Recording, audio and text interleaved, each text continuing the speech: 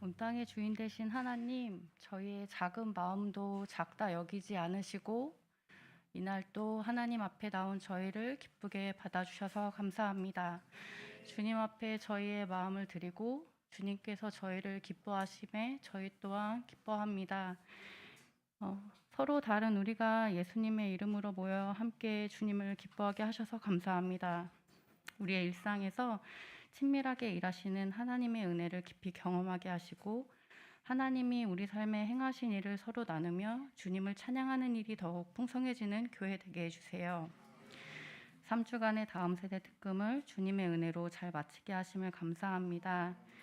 다음 세대가 예수님을 영접하고 경험하는 은혜를 허락해 주세요. 교회에서 공동체의 사랑을 경험하며 그리스도의 몸으로 성장할 수 있게 하시고 성령님과 함께 동행하며 세상을 살아갈 지혜와 은혜를 또한 구합니다. 경제적인 어려움으로 인해 힘들어하는 지체들을 도와주세요. 병으로 아픈 분들을 치료해 주시고 환자를 돌보는 가족들에게 힘을 주세요. 필요한 돌봄들을 허락하시며 미처 우리가 돌보지 못한 부분들을 채워주세요. 우리 모두에게 일상을 살아갈 수 있는 은혜가 필요합니다.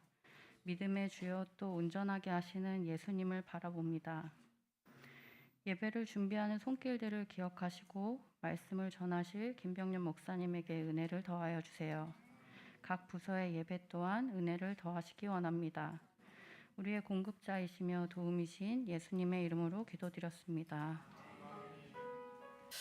예, 오늘 이제 민수기 말씀을 시작한 지 벌써 민수기 25장을 하게 되는데요. 앞으로 다음 주까지만 민수기를 하게 되고 그 다음 주는 부활주일이라서 이제 민수기는 그만하고 그 4월부터 제가 안식일이라서 갔다 오고 난 뒤에 다시 계획을 잡아서 민수기를 하도록 그렇게 하겠습니다. 요즘 신방을 다니고 있는데 신방 갈 때마다 늘 사실은 첫 번째 집은 10편 1편을 읽고요. 그 다음에 한 30번째 집이면 30편을 읽습니다. 그런데 이번 주에 참 경험은 아주 놀라운 것은 분명히 그 집에 작년에도 갔는데 물론 날짜는 다르지만 똑같은 시편을 읽게 되었어요.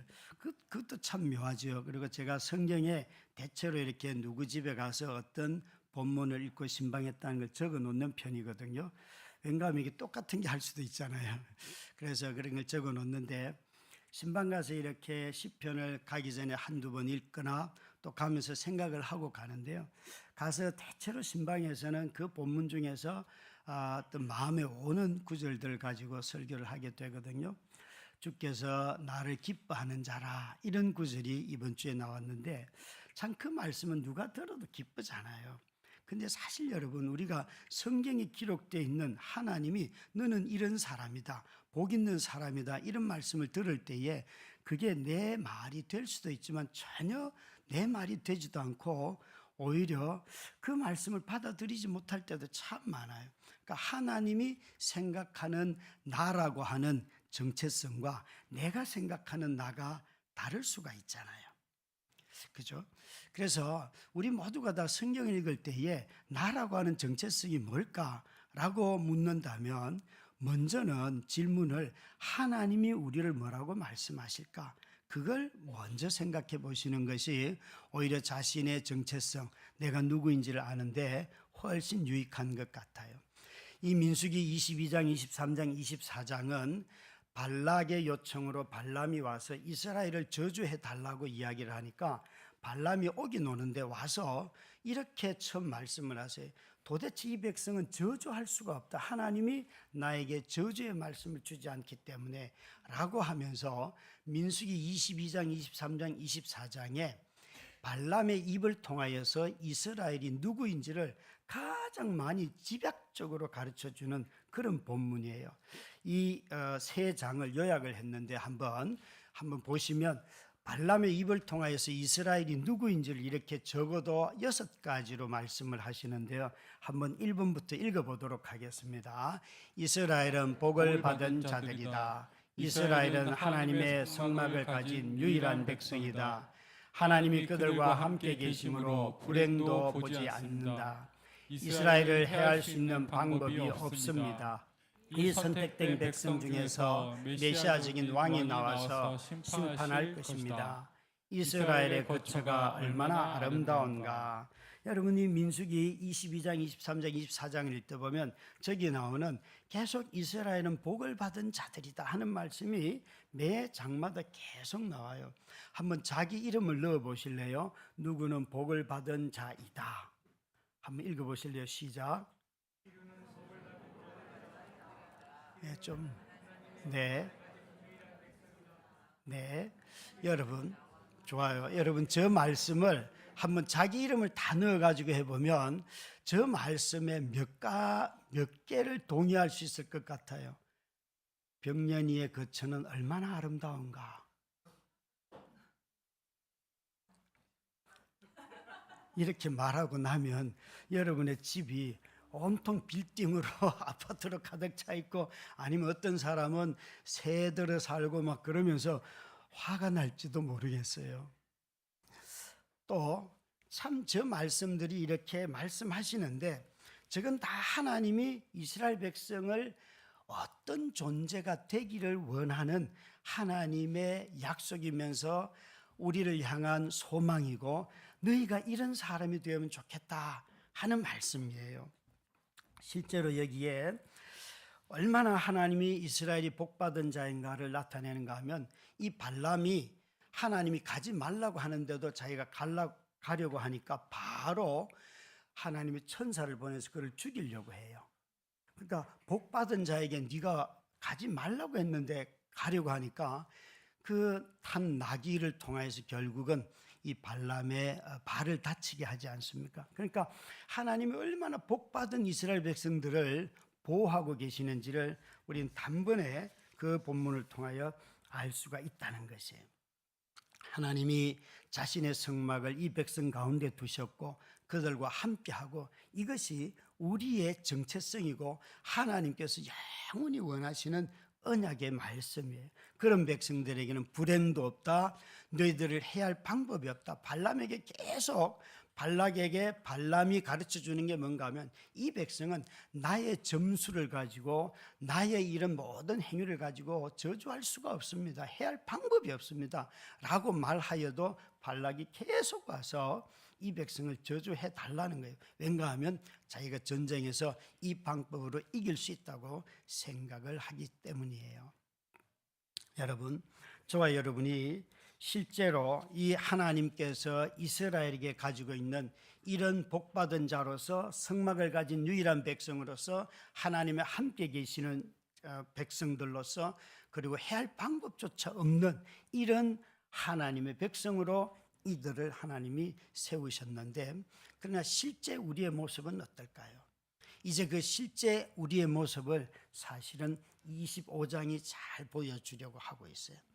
그래서 하나님께서 민수기 22장부터 24장까지 너희는 이런 백성이다 라고 하나님이 언약적인 이상을 자기 백성에게 잘 나타내시고 난 뒤에 그러나 그들의 실제 모습은 이렇다라고 말씀하시면서 이제 25장이 시작이 되는데 이 25장의 특징은 이스라엘은 모든 백성이 우상 숭배자가 되었다는 거예요.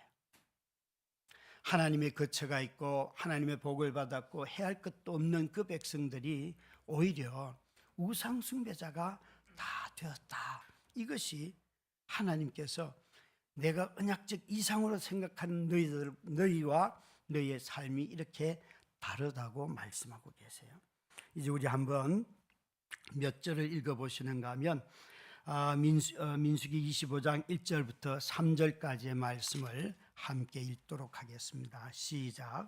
이스라엘이 시딤에 머물러 있더니 그 백성이 모압 여자들과 음행하기를 시작하니라. 그 여자들이 자기 신들에게 제사할 때 이스라엘 백성을 청해 백성이 먹고 그들의 신들에게 절함으로 이스라엘이 바알볼에게 가담한지라. 여호와께서 이스라엘에게 진노하시니라. 여기 보시면 이스라엘이 시딤에 머물러 있더니 백성이 모압 여자들과 음행하기를 시작하니라. 조금 전까지는 그들이 하나님의 언약적 이상으로서의 백성을 잘 말하였는데 그들에게는 이 시딤에서 모압 여자들이 초청한 그들의 신전의 잔치에 들어갔다가 음식을 먹고는 그만 이들이 다 우상에게 절하는 자들이 되었어요. 이 구절을 보면 참 우리가 왜 이렇게 쉽게 변했을까라고 생각하지만 이 본문에서 주의할 것은 그 백성이라는 데 있어요. 이건 모든 백성이 다 그렇게 되었다는 거예요. 참 무서운 이야기죠. 여기 모든 백성이 다 우상 숭배자가 되어버렸어요. 그래서 하나님이 바로 진노를 하게 되었습니다. 얼마나 차이가 큽니까? 하나님의 성막이 있는 그런 거룩한 하나님의 백성인데 갑자기 우상 숭배자가 다 되어버린 형국이에요. 그래서 이들이 그들의 응하여서 음식을 먹고는 바로 신에게 절하였는데 이 일에 누가 관련이 되는가 하면 18절 말씀을 한번 보시기 바랍니다. 18절 말씀을 보시면 거기에 누가 나오는가 하면 함께 읽겠습니다. 이는 그들이 속임수로 너희를 대적하되 보레일과 미디안 지휘관의 딸 곧 보레일로 연병이 일어난 날에 죽임을 당한 그들의 자매 고스비의 사건으로 너희를 유혹하였음이니라. 이게 미디안인들이나 모압인들은 아마 같이 살았던 것 같습니다. 그런데 그들이 속임수로 너희를 대적하되 미디안 사람들이 이 방법을 뭘로 썼는가 하면 이스라엘이 쳐들어와서 자기들을 다 죽이는 거예요. 그러나 모압과 암몬은 형제이기 때문에 죽이지 말라고 했어요. 그런데 이들이 이 전쟁을 싸움을 통하여 한 것이 아니고 이 백성들을 속였다는 거예요. 화친을 맺고 같이 음식을 먹고 이런 방법으로 왔는데 이 일의 주동자가 누구인가 하면 민수기 31장 16절부터 18절을 보니까 같이 읽습니다. 보라 시작. 보라 이들이 발람의 꾀를 따라 이스라엘 자손을 부올의 사건에서 여호와 앞에서 범죄하게 하여 여호와의 회중 가운데 연병이 일어나게 하였느니라. 그러므로 아이들 중에서 남자는 다 죽이고 남자와 동침하여 사내를 아는 여자도 다 죽이고 남자와 동침하지 아니하여 사내를 알지 못하는 여자들은 다 너희를 위하여 살려둘 것이니라. 여기에 누가 나오는가 하면 발람이 나와요. 발람이 22장부터 24장에서는 긍정적으로 역할을 하였지만 나중에 이 31장에 기록한 걸 보면 발람이 이스라엘 백성들을 꾀어서 이들이 우상을 숭배하도록 만들었다. 자, 여러분, 우리가 하나님의 백성으로 살아가면서 사실 우상 숭배하는 것은 뭐 쉽게 분간하는 것 같지만 여기에 지금 이스라엘은 약속의 땅을 향하여 전쟁에 가서 싸움을 해야 될 사람들인데 이들이 상대방의 계략에 말려들어서 전쟁을 하지 않고 오히려 즐기고 같이 먹다가 그만 우상 숭배자로 다 변했는데 여기에 여러분 속여서 이스라엘을 속였다는 거예요. 미디안과 이 발람이. 사실 저와 여러분이 사단의 존재를 우리가 늘 믿고 또 사단이 있다고 말하지만 사단에게 여러분 이번 한 주간에도 속았다 이렇게 자신 있게 말할 사람이 있으세요? 제가 볼 때는 많은 분들이 사단이 존재한다고 말하지만 실제로 내가 오늘도 이 말은 사탄에게 속았어 이렇게 내 입에서 어떻게 악한 말이 나오지? 이렇게 말하는 사람 거의 없어요. 분명히 사단은 거짓말장이고 사기꾼이라는 것을 영적인 실제로서 우리가 늘 배우면서도 실제 내가 사단에게 속았다 이런 것을 판단하고 사는 사람은 생각보다 많지 않아요.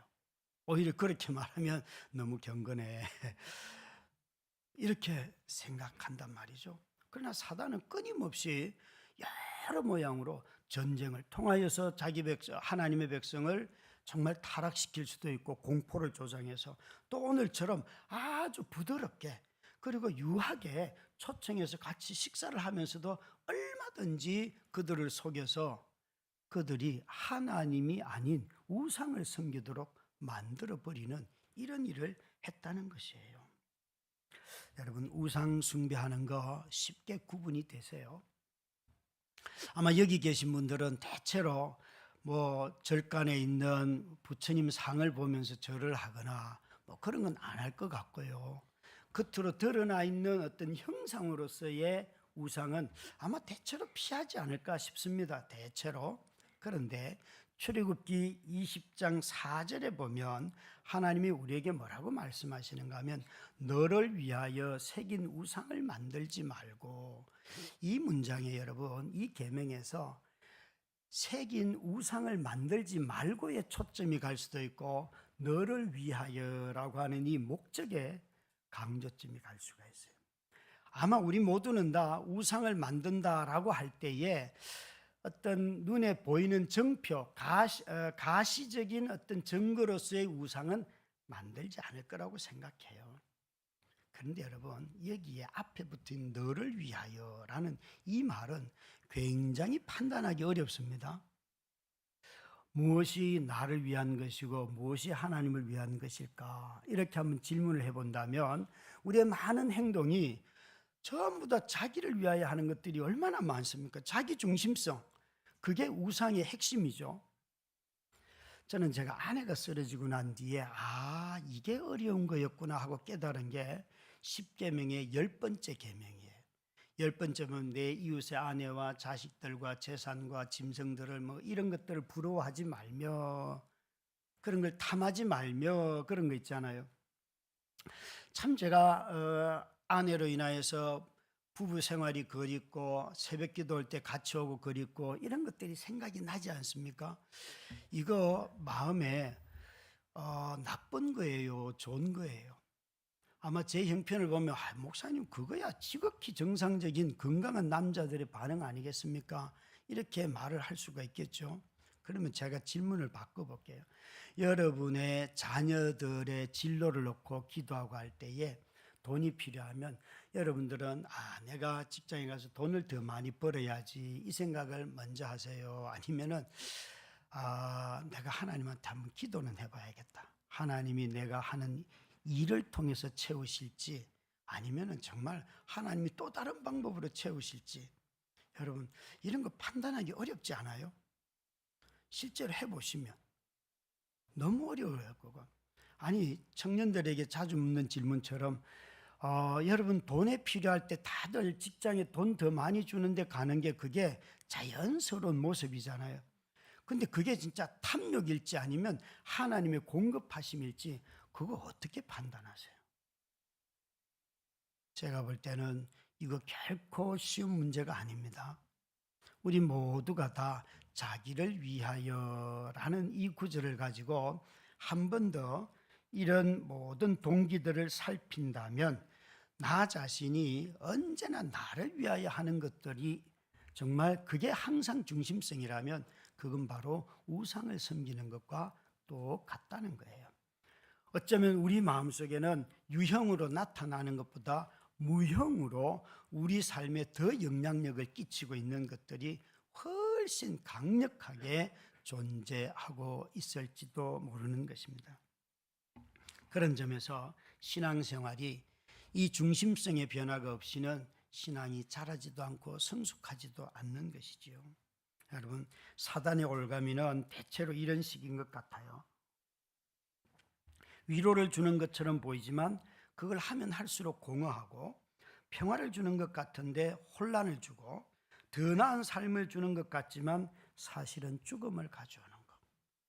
그러니까 이 사단이 교묘한 것은 결과에 가서, 끝에 가서야 그 실체가 드러나는 일들이 너무나 많다는 거예요. 처음 시작할 때는 그렇지 않게 보여도 많은 것들이 오히려 혼란을 주는 삶이 얼마나 많은지요. 여러분, 여기에 이스라엘 백성들이 이들은 출애굽한 2세대들입니다. 이들 모두가 다 우상 숭배자가 되어버렸어요. 그런데 이들만 우상 숭배자가 된 것도 아니고 이들만 죄 지은 것이 아니고 모세도 하나님 앞에 죄를 짓고 있습니다. 이 더 큰 문제가 이제 발생하고 있습니다. 4절 말씀을 함께 4절 5절을 함께 읽도록 하겠습니다. 백성들의 수령을 시작. 여호와께서 모세에게 이르시되 백성의 수령들을 잡아 태양을 향하여 여호와 앞에 목매어 달라. 그리하면 여호와의 진노가 이스라엘에게서 떠나리라.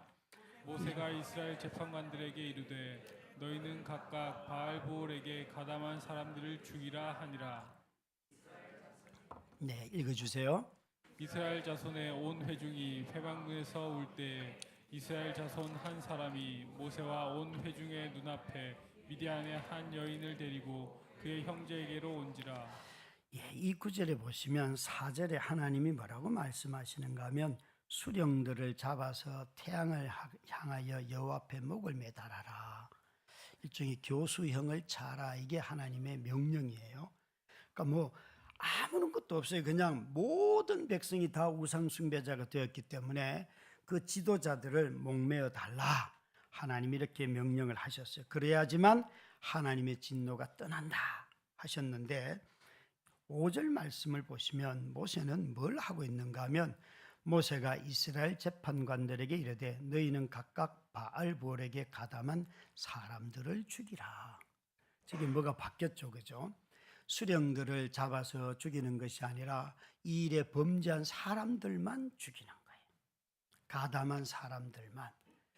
그렇게 하면서 오히려 하나님 앞에 이스라엘 자손들이 지금 울고 있습니다. 그러니까 여기에 먼저는 이 모세는 무슨 죄를 지었는가 하면 이스라엘 백성 모두가 다 범죄하고 하였을 때 그가 이전에는 다 화라도 냈어요. 그런데 이제는 하나님의 말씀을 순종도 하지 않고 바꾸어 버렸어요. 여러분 한번 시내산에 올라가서 40일 동안 있다가 두 돌판을 들고 내려올 때 이스라엘 백성이 똑같은 죄를 지었어요.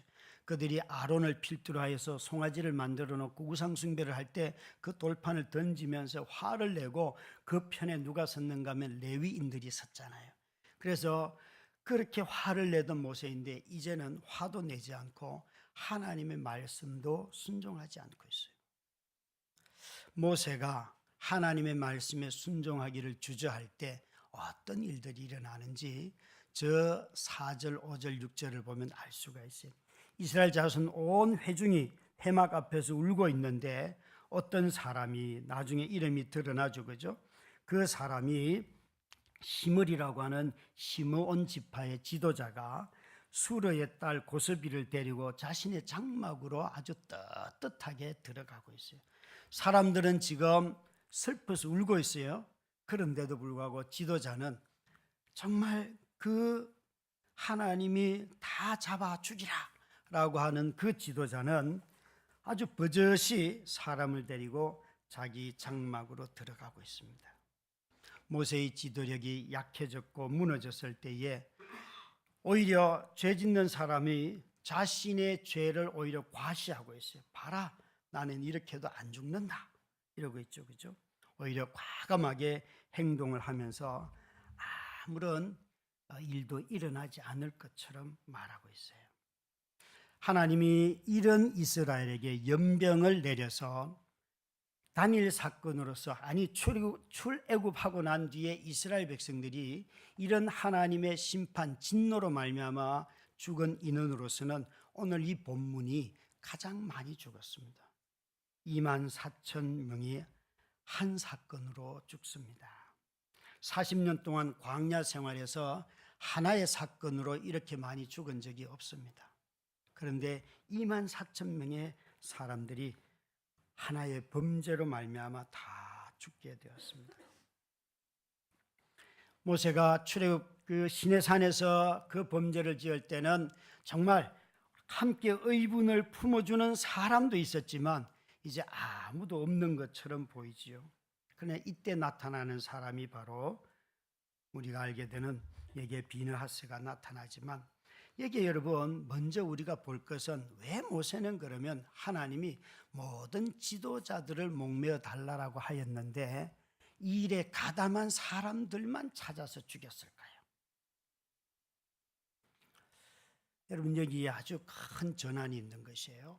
우리는 죄를 다룰 때에 항상 죄를 사적인 문제로만 다루어요. 개인의 문제로만. 그러나 언약의 공동체는 한 개인의 문제가 그 공동체의 문제이기도 합니다. 그래서 죄를 다룰 때에 결코 사적인 문제로 다루지 않아야 하는 부분들이 언약의 공동체는 항상 존재합니다. 그래서 그리스도인 공동체는 항상 다른 누군가가 죄를 지으면 그 죄의 영향력을 공동체가 받는 거예요.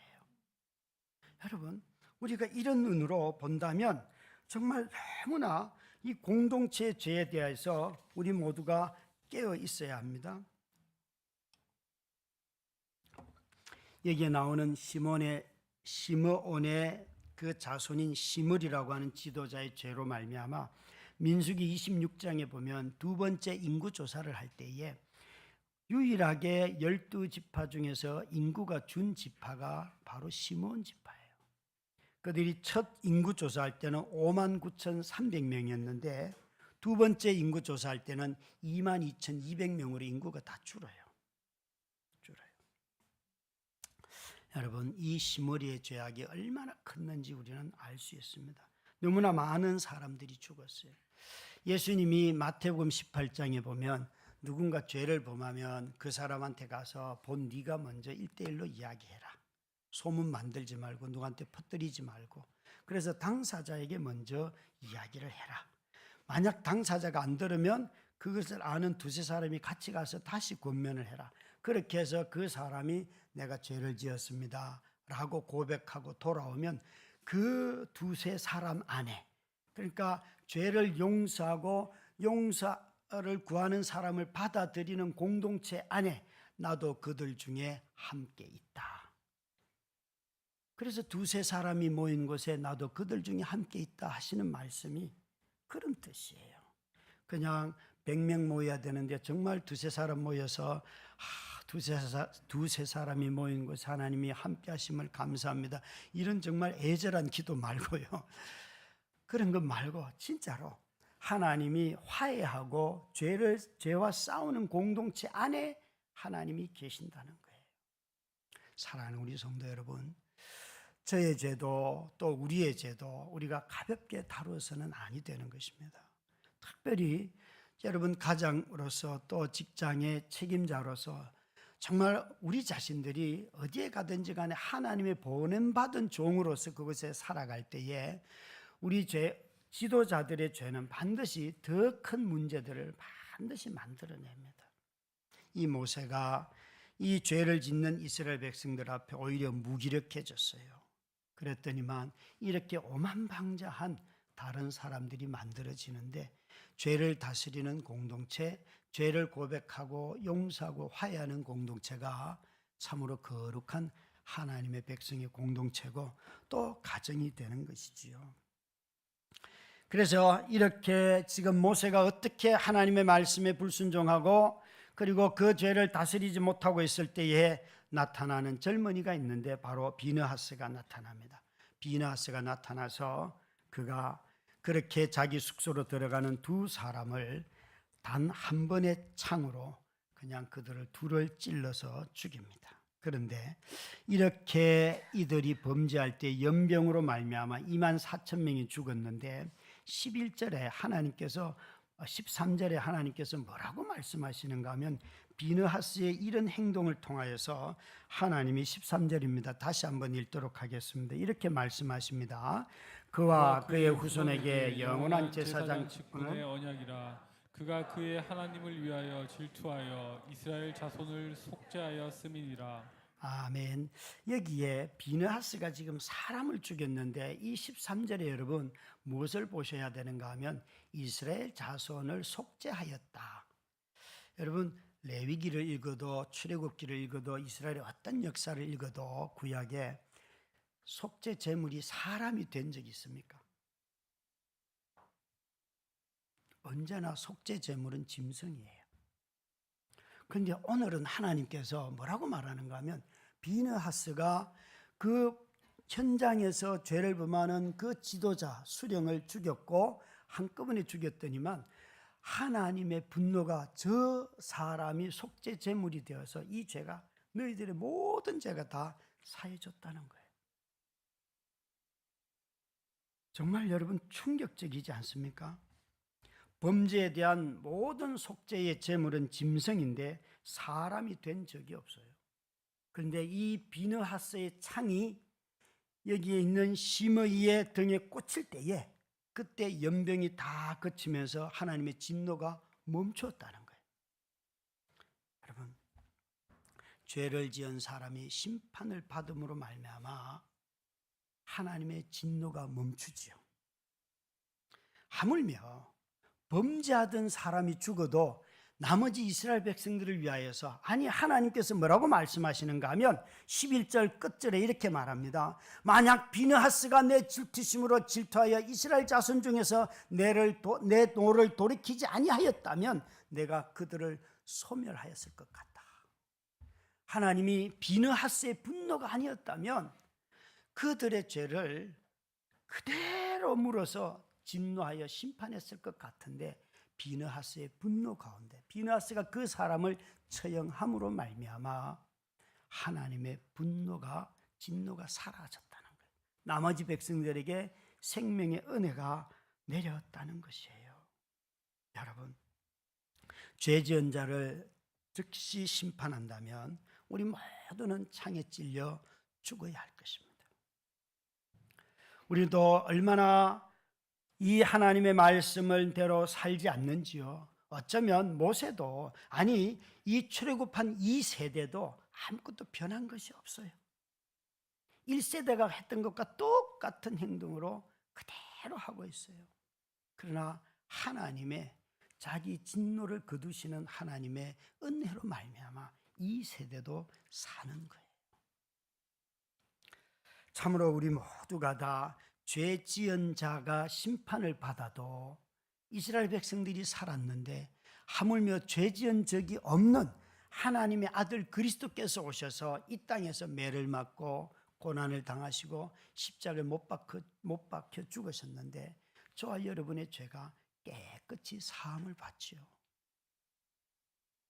여러분, 시므리와 소스비의 죽음도 진노를 멈추는 은혜의 도구였는데, 하물며 죄 없으신 그리스도께서 하나님의 모든 분노를 받으심으로 말미암아 우리의 죄가 다 사해졌습니다. 사랑하는 성도 여러분, 처음 설교를 시작하면서 이렇게 물었습니다. 여러분, 하나님의 백성으로서의 내 이상이 정말 그 이상에 맞게 잘 살아가는가? 아마 어느 누구도 제가 그렇게 삽니다라고 말씀하실 분들이 별로 없을 것입니다. 우리 모두가 다 하나님이 바라시는 이상적인 그리스도인, 하나님의 영광이 드러나는 그리스도인으로 살지 못하여도 하나님이 우리에게 십자가의 은혜를 베풀어 주셔서 오늘 이곳에서 그리스도께서 우리를 복 있는 자로, 원래 발람과 같은 자들이 얼마든지 우리를 저주하려고 했던 그 모든 것을 바꾸셔서 하나님이 우리를 복 있는 자로 그리스도께서 우리를 바꾸어 놓으셨습니다. 여러분, 다시 한번 우리 모두가 다 언약적인 지위, 하나님께서 우리에게 이루고 싶어 하셨던 언약 안에서 너는 복받은 자라, 너를 해할 자가 없다, 너는 내 백성이고 너희 안에 내가 있다 하시는 이 모든 하나님의 거룩한 약속의 말씀이 언약 안에서 다 회복되기를 주의 이름으로 축원합니다.